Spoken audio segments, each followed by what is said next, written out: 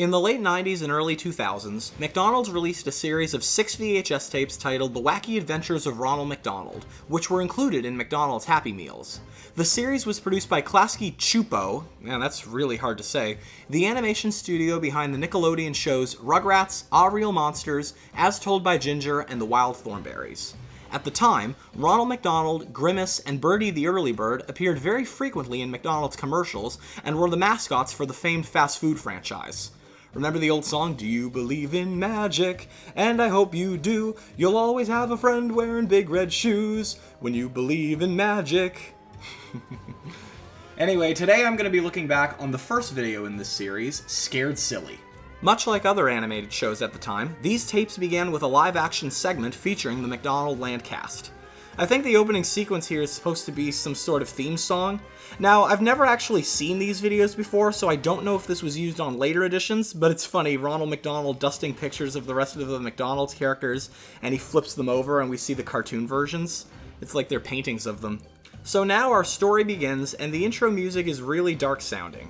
We see Ronald McDonald's dog Sunday watching some kind of old monster movie on TV, only to be frightened when the doorknob rattles, not recognizing Ronald McDonald's shadow before he comes in. Noticing what Sunday is watching, Ronald warns him that it could give him nightmares, but Sunday, in a very low, monotone voice, seems very eager to see how the movie ends. Seeing as it's one of Ronald's favorite movies, he sits down and watches it with him. Suddenly, an alarm sounds, frightening Sunday enough for him to jump all the way up to the ceiling fan. When he lands in Ronald's arms, he states, "I'm gonna have to switch to sugar-free dog food." But it's only just a call on Ronald's picture phone. Using a fire pole, Ronald makes his way downstairs, answering a call from McDonaldland resident Tika, a new character introduced for this video series. Tika invites Ronald McDonald and company to go camping with her in Far-Flung Forest, an idea that Ronald takes to right away, but first he goes to check his breezometer to make sure that the weather is good enough for a camping trip.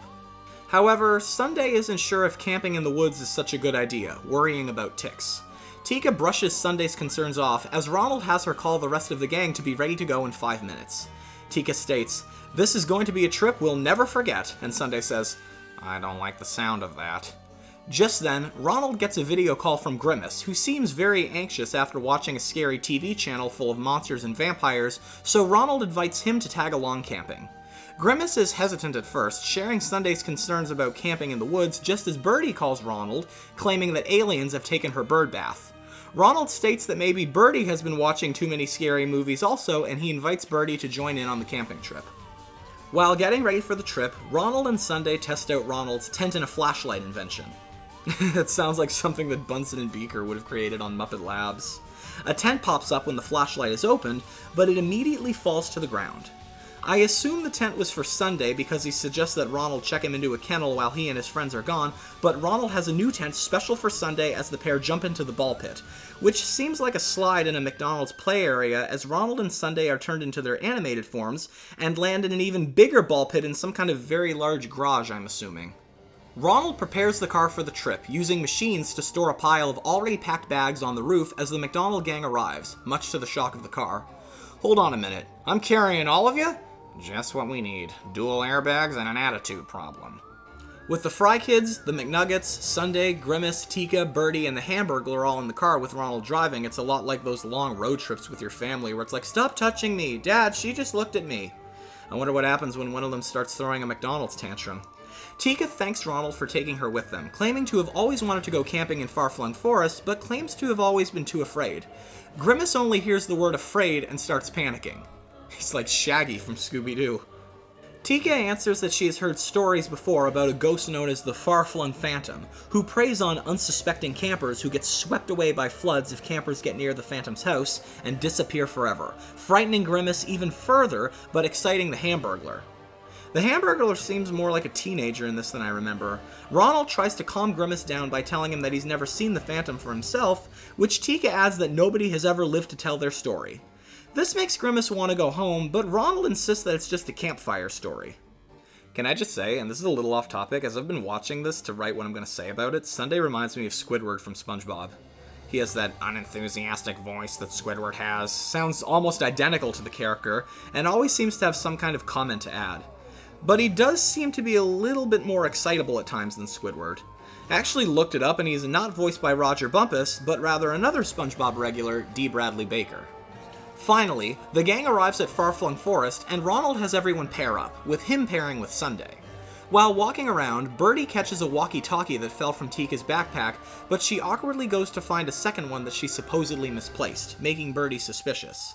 At this point as I'm watching, I just thought of the movie Up. Sunday suddenly stops walking and yells, "Squirrel!" going to chase after it. I wonder if this is where the idea for Doug came from. But Sunday gets scared away by a giant beaver.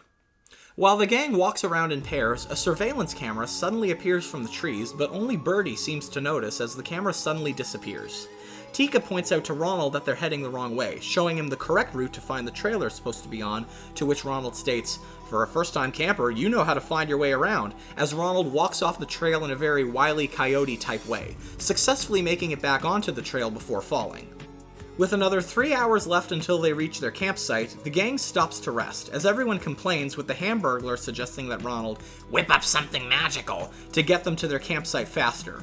Ronald states that the Hamburglar needs the exercise, which, fair, given all the McDonald's hamburgers that dude's stolen. The Hamburglar sneaks off while the McNuggets join in on the complaining when all of the ice for their soda has melted from the weather. Away from the group, the Hamburglar blows a bear call in an attempt to get them to run away to their campsite, but the tables have turned when a bear comes up behind the Hamburglar, scaring him away instead, the rest of the group not too long after when the bear catches up to them. Also in a Looney Tunes type style, Ronald unfolds his map, revealing a door to trap the bear in.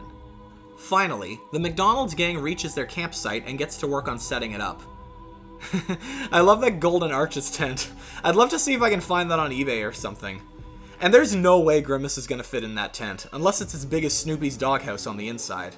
After setting up and singing about it, the gang sits around a campfire as Birdie shares stories about her previous travels, usually staying in a 4-star resort, her most recent trip being to Paris, staying at the Haunted Palace, frightening Grimace again, but the Hamburglar remarks that the far-flung phantom is much scarier. Knowing that Sunday tends to scare easily, Ronald takes him for a walk while the Hamburglar tries to carry on talking about the phantom to a visibly scared Grimace before Birdie stops him. Just then, Ronald and Sunday spot what looks like an old house, noticing some kind of light flickering from the outside. After the Hamburglar finishes his story of the far-flung phantom, Grimace faints and some ghost on a rope is pulled from the trees and leaves, frightening both Birdie and Grimace. Ronald and Sunday return to the campsite to find the ghost chasing the gang, but Ronald spots the Hamburglar holding onto the rope it's attached to. Ha! Even I knew who it was! Ronald formulates a plan, having Grimace capture the ghost when it swings to his direction as the pair jump on it together and pull the Hamburglar up from out of the bushes. Despite Ronald's breezometer claiming that the weather would be just fine for camping at the beginning, it suddenly starts raining and the McNugget kids seem to be the only ones who were prepared for it. But using his McDonald's magic, Ronald blows into a flower like a trumpet and turns it into an umbrella and makes enough for everybody. But then the wind blows the umbrellas and the McNuggets' rain gear away as Ronald leads the gang to the mysterious-looking house that he and Sunday spotted earlier. The gang makes their way inside, and once Grimace is the last to enter, frightened of course, the door locks behind him while the gang wonders in song who could be living there, going around dusty halls covered in cobwebs with all the furniture and appliances moving around. The gang finds themselves in what looks like a mix of a hallway and a laboratory, where Ronald finds this robot-looking thing that keeps beeping. He opens the front of it and finds a hamster running on a wheel to keep it going. In the hallways, one of the Fry Kids attempts to jump onto an armchair, but he falls through it, learning that it's only just a hologram. The gang arrives at a set of doors to figure out who's behind all of this, but the Hamburglar points out that the doors have no knobs, just as the lights dim and a phantom-like creature suddenly appears, saying, "Never push and never pull. You're finished once your plate is full.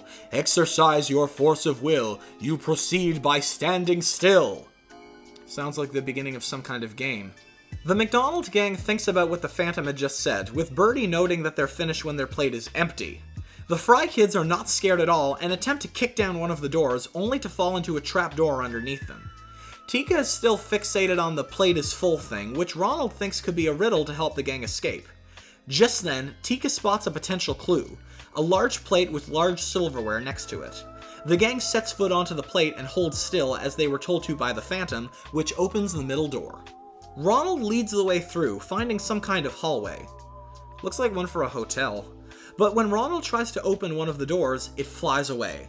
But Birdie leads the gang to a door that has a phone symbol on top of it, only to have the door shut behind them right away as the walls start to close in on everybody. But it pushes them all out of the room with everyone squished together.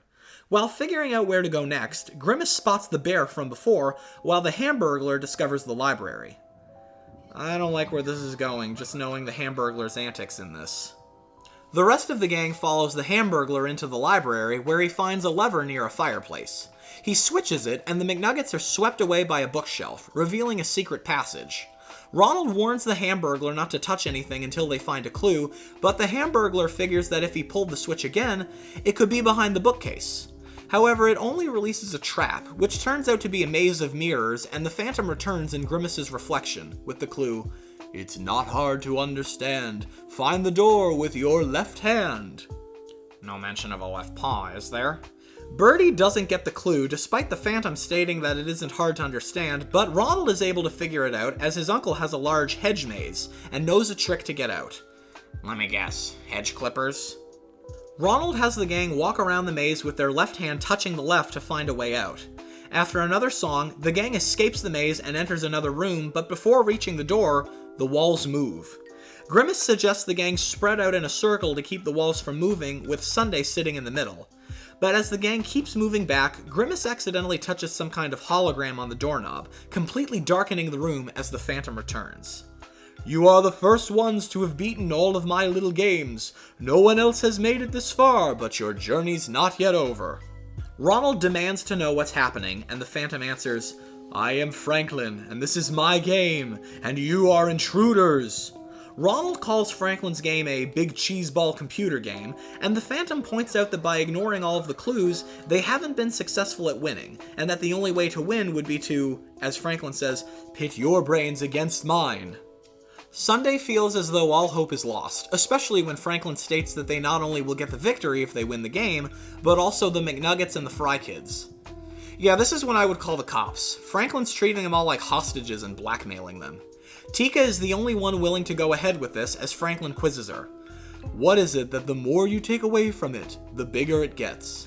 The Hamburglar knows the answer, but Franklin warns him, "No helping!" It's like in class when your teacher calls on you to answer a question that you're not totally prepared for and another student knows the answer and your teacher's like, "I asked her." Tika answers a restaurant, but Franklin corrects her.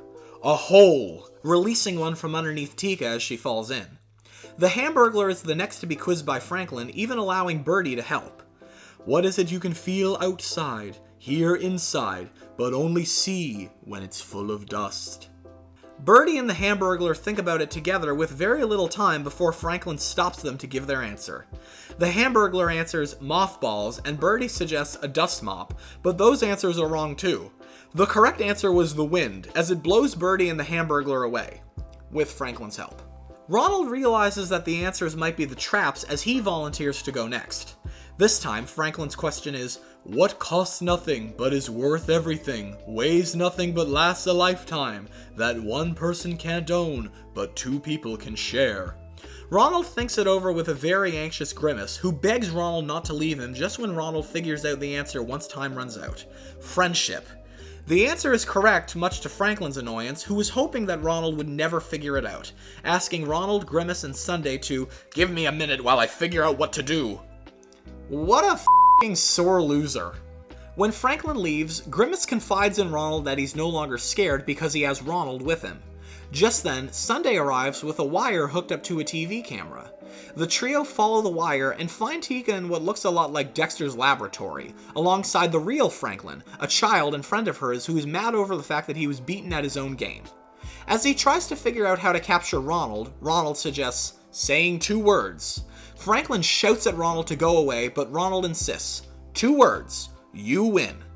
Franklin begrudgingly accepts defeat just as his dad shows up, seemingly angry over Franklin trapping the McDonald's gang in their house and making him leave work early when he spotted the lightning on the mountain. After Franklin's dad offers to take the gang back to their campsite, much to Sunday's annoyance, Tika apologizes to Ronald for tricking him into playing Franklin's game, asking if he still wants to be her friend. Clearly, Ronald isn't upset at all over this and asks Tika if she still wants to go camping with the gang. Even Franklin finds this exciting, but first his father makes him apologize for scaring everyone. Franklin doesn't want to at first, but seeing the possible consequences, he gives in as everyone celebrates camping together and making a new friend. The video ends with Ronald and Sunday back in their live-action forms, returning home to watch more monster movies. Even their house is shaped like the Golden Arches. Okay, there we go. McDonald's Scared Silly. I have never seen it before. I really like the animation in it. The video itself reminded me of escape rooms, the intense vibe of having a certain amount of time to find clues and figure them out. It also was a lot like the first show I worked on, Clue Kids. This video was followed by 5 more videos released between 1999 to 2003 in McDonald's Happy Meals. Maybe I'll do retrospectives on those another time because I had a lot of fun with this one, but I hope you enjoyed, and have a great day.